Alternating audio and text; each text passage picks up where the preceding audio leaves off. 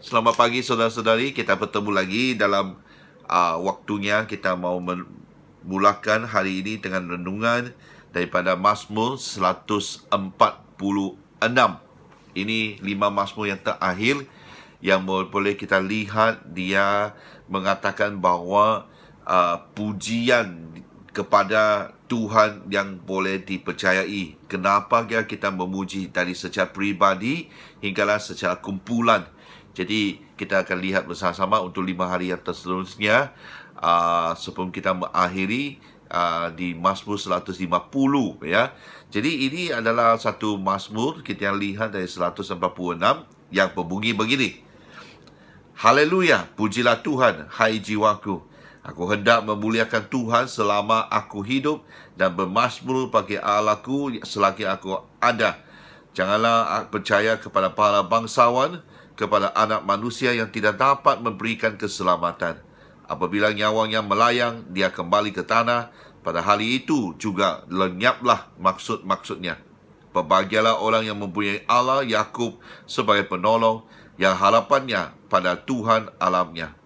Dia yang memberikan langit dan bumi, laut dan segala isinya, yang tetap setia untuk selama-lamanya, yang menegakkan keadilan untuk orang-orang yang diperas, yang memberi roti kepada orang-orang yang lapar. Tuhan membebaskan orang-orang yang terkurung. Tuhan membuka mata orang-orang buta. Tuhan melegakan orang yang tertunduk. Tuhan mengasihi orang-orang yang benar. Tuhan menjaga orang-orang asing, anak yatim dan janda ditegakkannya kembali, tapi jalan orang fasik dipengkokkannya. Tuhan itu Raja untuk selama-lamanya. Allahmu, ya Sion, turun-temurun. Haleluya. Ini adalah satu mazmur yang mengatakan dalam pujiannya itu, kenapa? Sebab hanya Allah satu-satunya penolong. Jadi ini adalah satu mazmur yang kita mengingatkan bahawa pertolongan daripada Tuhan, bagaimana dia menjaga, bagaimana dia membuka mata, bagaimana dia menegakkan keadilan, bagaimana dia menegakkan orang yang tunduk, bagaimana dia memelihara, menjaga orang-orang asing, anak yatim dan jandanya. Semua dalam pertolongan ini kita patut mengembalikan pujian kepada Tuhan. Orang yang dapat mengingatkan pertolongan daripada Tuhan dan waktu dia memuji, itu yang akan membawa, di sini katakan berbahagialah. Maksud asal ini adalah sukacita, seperti berbahagialah orang yang rendah hati dan sebagainya di Matius pasal 5 itu. Jadi kita boleh lihat di sini bahawa pemazmur mau orang seperti kita hari ini mau teruskan pujian itu, sebab kita tahu Tuhan telah menolong kita. Salah satu yang saya mau menekankan di sini adalah ambil daripada ayat ke-8. Tuhan membuka mata orang-orang buta, Tuhan menegakkan orang yang tertunduk, Tuhan mengasihi orang-orang benar, terutamanya orang yang tertunduk. Ada kajian mengatakan bahawa hari ini setiap orang di seluruh dunia bahawa dia secara purata dia menggunakan 2 hingga 4 jam dengan kepalanya tertunduk untuk apa? Lihat handphone. Sebab mereka yang tunduk begini, dia seperti beratnya sebanyak 60 pound. 60 pound. Itu berapa kilo? Mungkin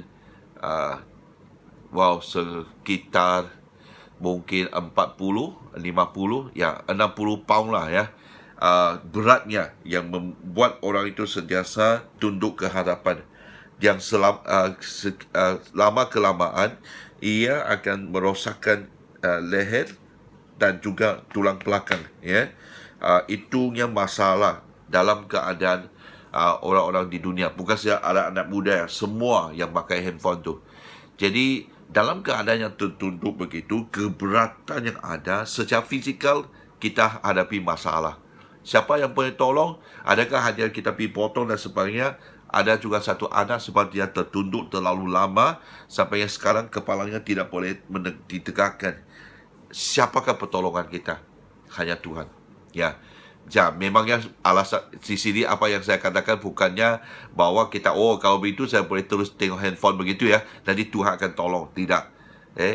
Hanya secara rohani. Saya gunakan satu perumpamaan yang sebegini begitu, di mana dalam hari ini keberatan dalam hidup kita seorang yang tertunduk, kalau itu yang benar, keberatannya sebanyak 60 pound sentiasa kita tunduk kepada sesuatu, sebab keberatan dalam ada beban dalam kehidupan. Siapa yang boleh tolong kita? Allah saja yang boleh tolong. Itulah dalam keadaan pujian itu kita boleh ditegakkan dan memuji Tuhan.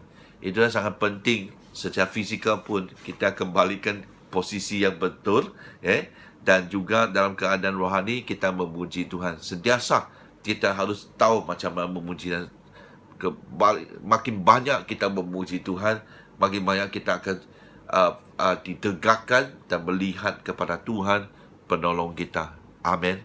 Jadi sangat penting kita belajar untuk memuji Tuhan. Haleluya. Pujilah Tuhan, hai jiwaku. Kita mau memuji Tuhan. Dalam jiwaku kita memuji selagi kita masih hidup, dan kita bermasmur kepada Allahku selagi aku ada. Itu yang sepatutnya. Saya banyak dulu gunakan wang untuk memberi CD pujian, supaya saya sentiasa dipenuhi dengan pujian. Ya memang betul. Kalau saya kira balik, itu memang banyak wang telah dipakai lah. CD-nya semua di sana. Tapi berbaloi, orang bilang berbaloi, sebab saya dapat memuji Tuhan.